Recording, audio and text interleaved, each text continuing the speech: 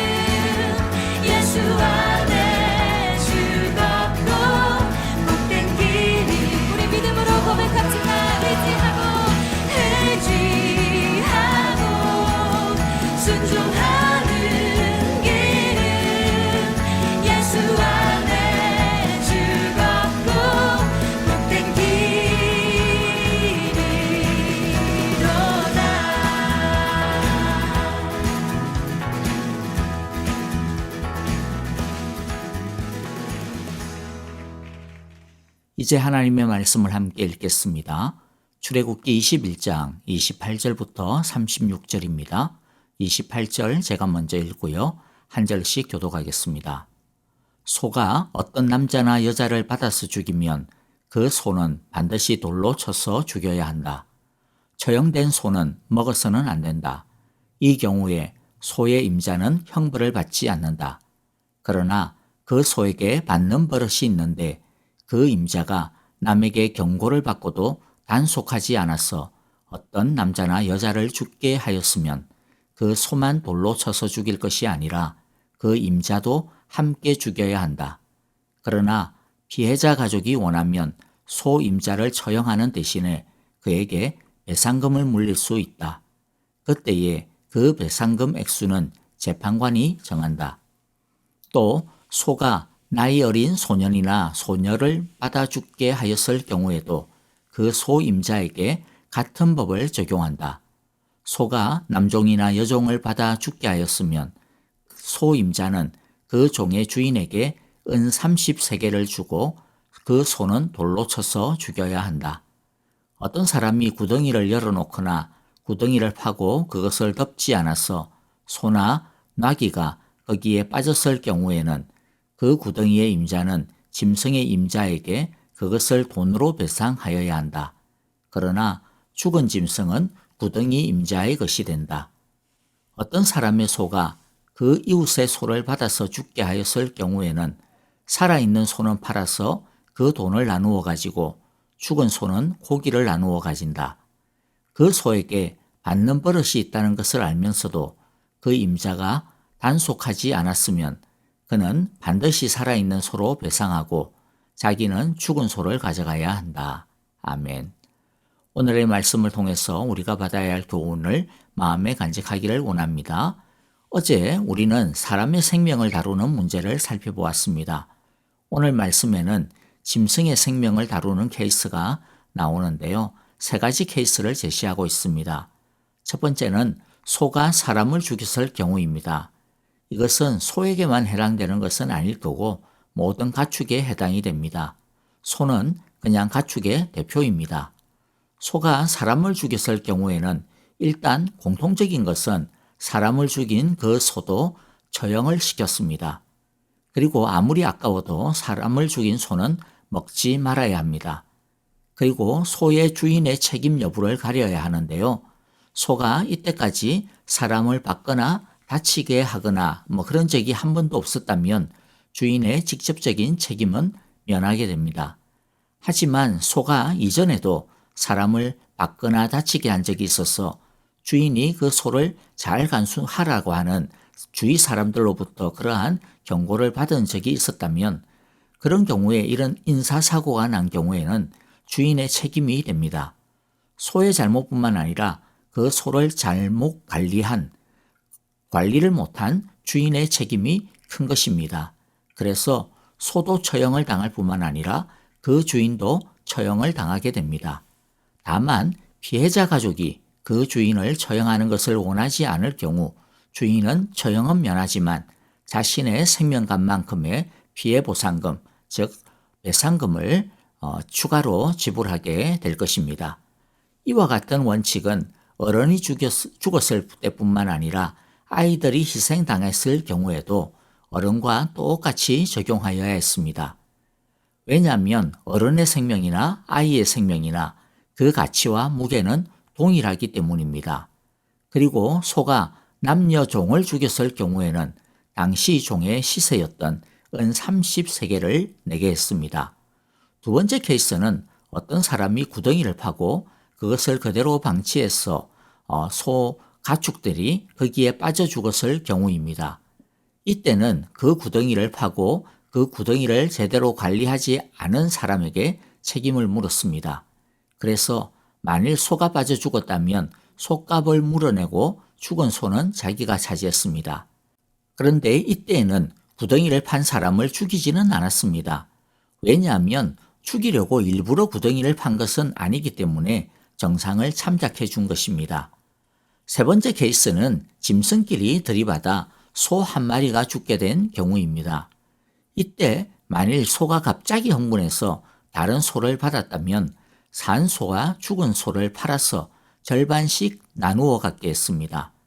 그런데 만일 받아 죽인 소가 평소에도 받는 버릇이 있었다면 다른 소를 죽인 그 소의 주인은 자신의 살아있는 그 소를 죽은 소의 주인에게 주고 자신은 죽은 소를 가지게 했습니다.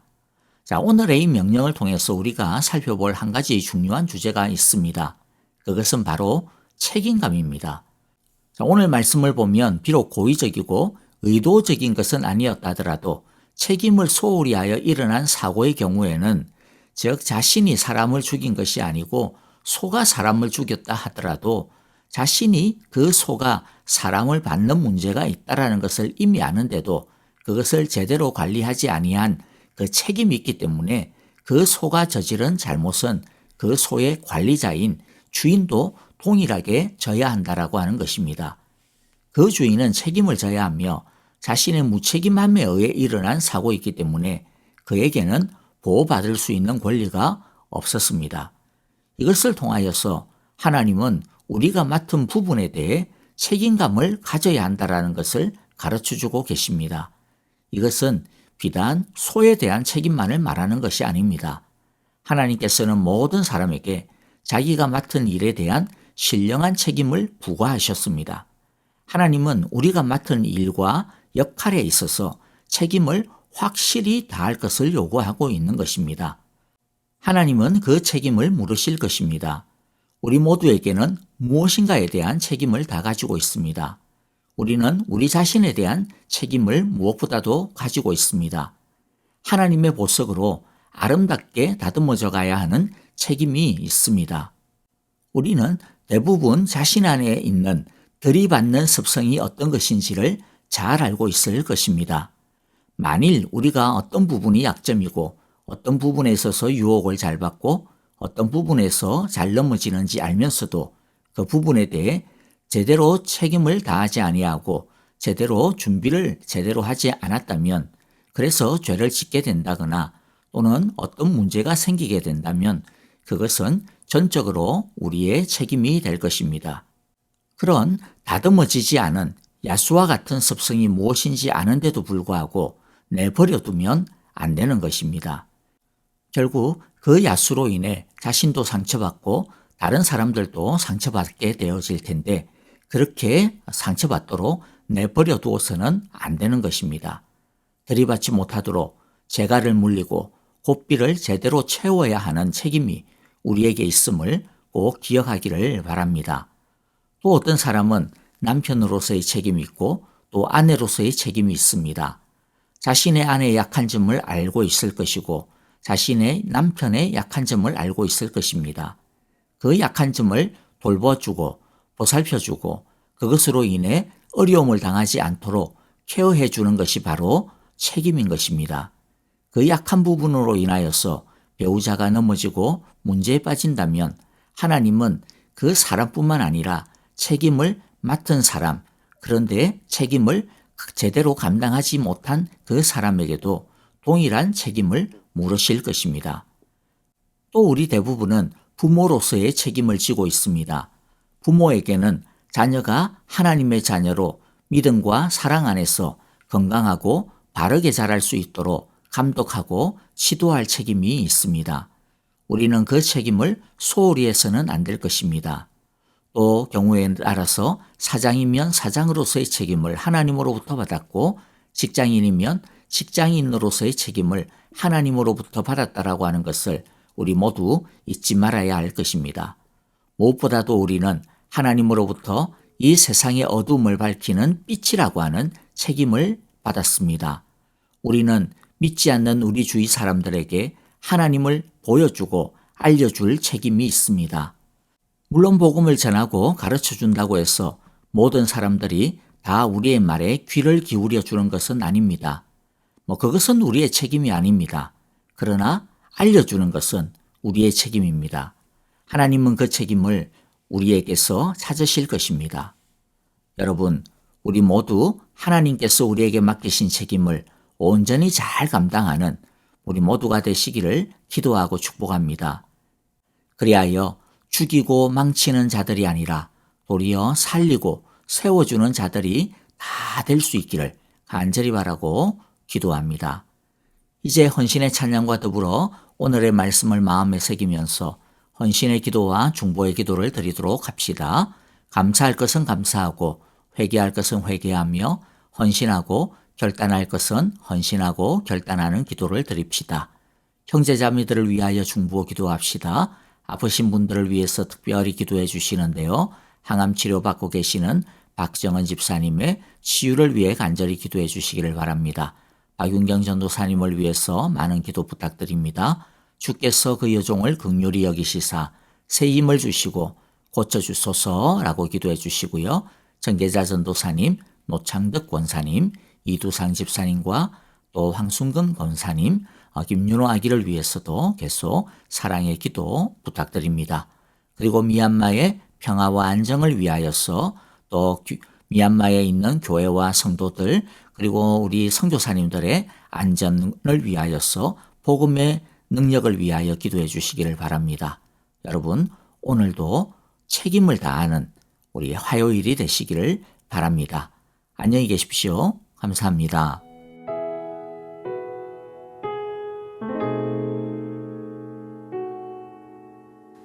이 세상을 살아가는 동안에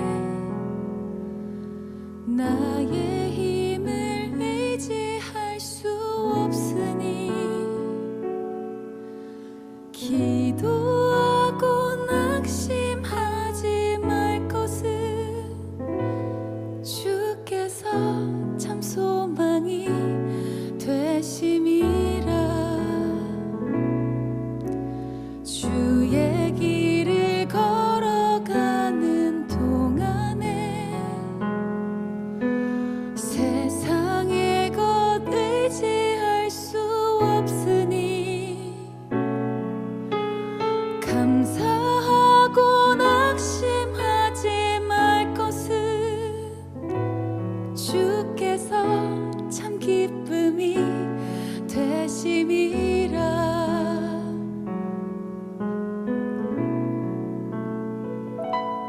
하나님의 꿈이 나의 비전이 되고 예수님의 성품이 나의 인격이 되고 성령님의 권능이 나의 능력이 되길 원하고 바라고 기도합니다.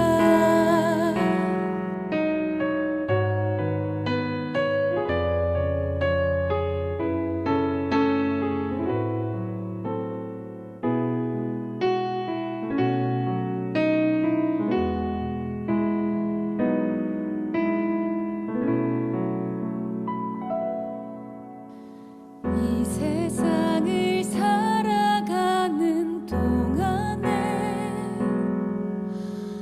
나의 힘을 의지할 수 없으니